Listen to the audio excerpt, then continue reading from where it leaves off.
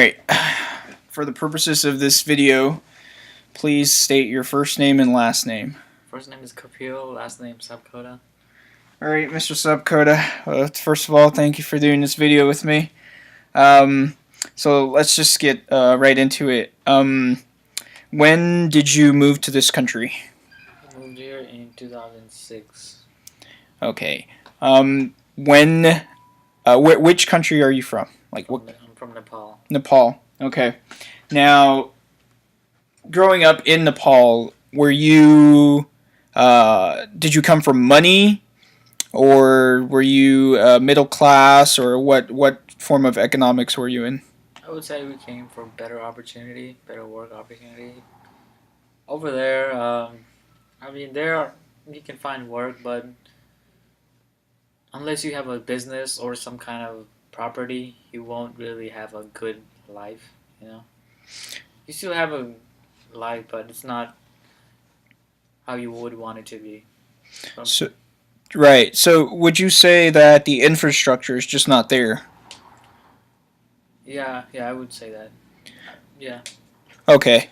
So now let's go into foreign investments, foreign companies. Now, would you say there are a lot of foreign businesses in Nepal?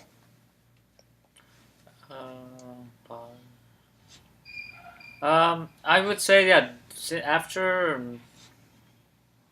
2006, as like the internet age came out about, there's been more people have known about other companies and stuff like that. There's been more globalization in Nepal. More companies have come in for businesses. Now, would you say that those companies benefit the people of Nepal, or would you say that it's actually affecting them in a negative way? From the point of view of information, they are getting more information because of globalization, like how other countries and interact, their cultures and stuff. But economically, I don't think they're really gaining anything. Right. So, would you say that the people are not gaining because they're staying to their their traditional customs? They're not really changing or altering their way into the modern world? Uh, People are adapting to it. Like when you go there, you will see stores that look similar to here, products that look similar to here, but the it'll still take time before all of the country can catch up. Like in the metropolitan areas, there will be stores and businesses that we would be familiar with, but the rest of the country still has to catch up. Okay. So now we've talked about the differences between Nepal and, you would say, like how you're viewing things around here. So how has the transition been from Nepal to the States? Um, First of all, the basic infrastructure over here is adequate. I was at better than adequate compared to what it was over there. Over there, sometimes the electricity would go out like every once in a while, or yeah, like some basic necessities that should be there all the time. Sometimes it won't be there. Over here, you don't have to worry about that. Um, Also, politically, there's always turmoil going there because some party gets elected and then a party overthrows another party and there's strikes. Over here, I feel like that politics does not affect a person's way of life. From going to work and coming back home. Right. So you mentioned politics for a second. Now, would you say that the politics in Nepal is affected by globalization, by foreign affairs in that country? Yes, definitely. Bigger countries, they'll want to ship their products to Nepal. They'll want to push for trades and stuff like that. But it might, it is gonna hurt like small businesses in Nepal, like how it hurts here. Like if a Walmart moves into your neighborhood, then the small businesses are gonna lose out because they can't afford the cheaper prices that a Walmart can. I would say, yeah, it has affected Nepal like that. Okay, so those products that are being shipped to Nepal, those businesses that are affiliated in Nepal. Now, you said that the people aren't really benefiting from that. Now, in what ways do you think that that can change, that the locals can actually benefit from those big companies that are coming in? They can benefit if they expand their expand their markets, not just in the major cities. Let's say they go out in the rural neighborhood too, or accommodate their practices in a way that the Nepali people can join also.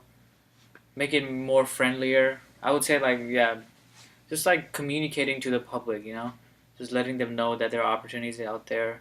Let's say not the only the elites can benefit off globalization, like an everyday person can get benefit also. Right. Now, I should have mentioned this in the beginning, but in your own terms, do you find the term globalization a positive term or a negative term? Um, I am half. I'm in the middle with it. I have seen negatives. From an economic point of view, I feel like there are more negatives. However, from the point of view of information and knowledge, I only see positives with it because, as you mentioned, the internet is Could a you major source of globalization. But right? economically, I feel like it does hurt certain countries and certain companies So, because would you say that the phrase states true to its meaning? The rich get richer and the poor get poorer. yes, definitely, especially if it's in a new country because not everyone is gonna know about globalization. Only the people that know the politicians that have power will reap the benefits of globalization, while the rest of the people they lose jobs or lose their shop to a bigger company, a bigger chain company.